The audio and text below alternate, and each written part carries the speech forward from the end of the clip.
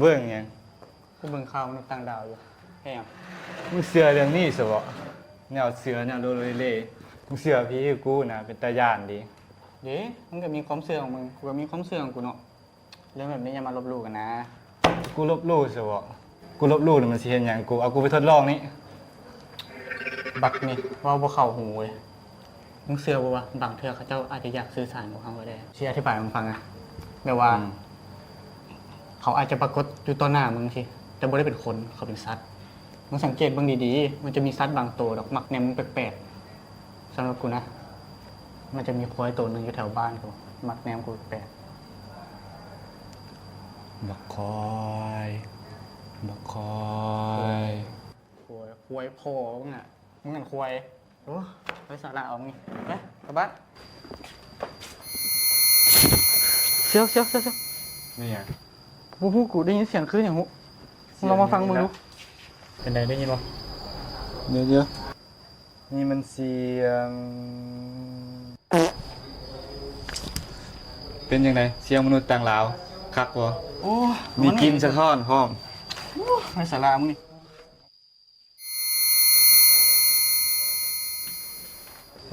มันเป็นหยัง เป็นยัง มันเป็นหยังอยู่ๆมันก็วูบลง กูวูบอ่ะ กูคิดว่ามึงสิไปแล้วซั่นดอก หายเซ็งกูตายสิมึงกูตาย ไปกลับ มึงว่าเป็นหยังก็ดีแล้วกูสิพานัดสาวไปกินข้าว มึงเสียสาวอยู่ไหนไปกินข้าว กูเว้าตอนไหน เอ้ามึงว่าเมื่อกี้เด้ กูยังบ่ทันได้เว้ากับมึงนะเรื่องนี้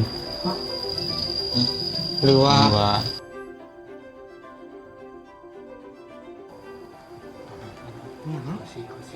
สองคนหันอย่าบ่นเด้อ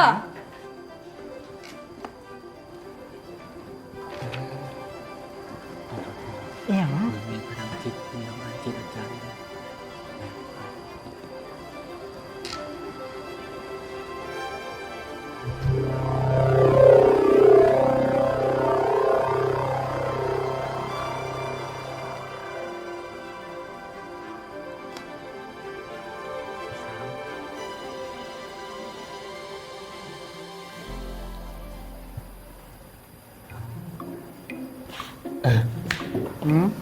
กูว่าเฮามหาลัยจากความสามารถพิเศษมึงดีบ่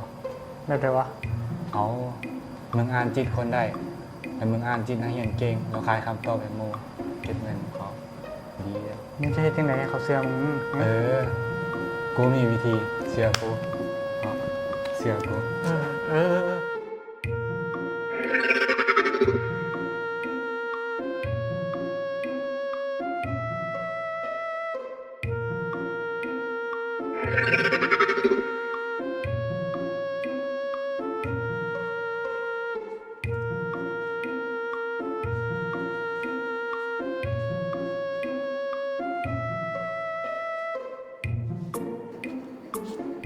ส่วนแบ่งมึงไป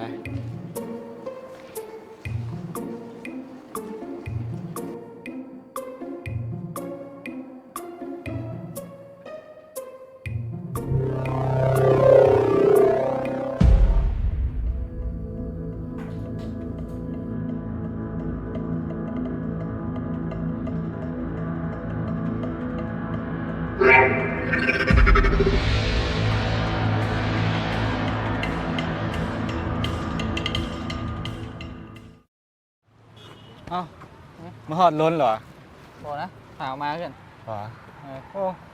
เดี๋ยวนี้ใส่แว่นไปเปลี่ยนลุคเนาะ ไอ้นึง เลยเป็นยังไงอาการมึงดีละ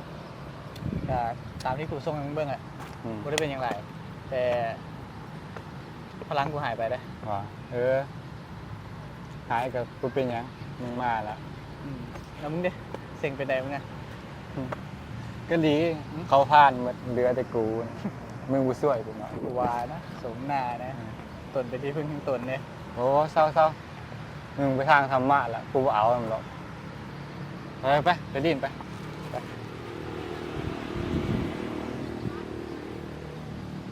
มึงจะกินปิ้นงัววะ ฮะ มึงจะกินปิ้นงัว มึงพูดได้ยังไงกูยังไม่ได้ว่าซ้ เอ้าก็เสียงในหัวมึงล้างโพดกูได้ยินเนาะไปดิน ำ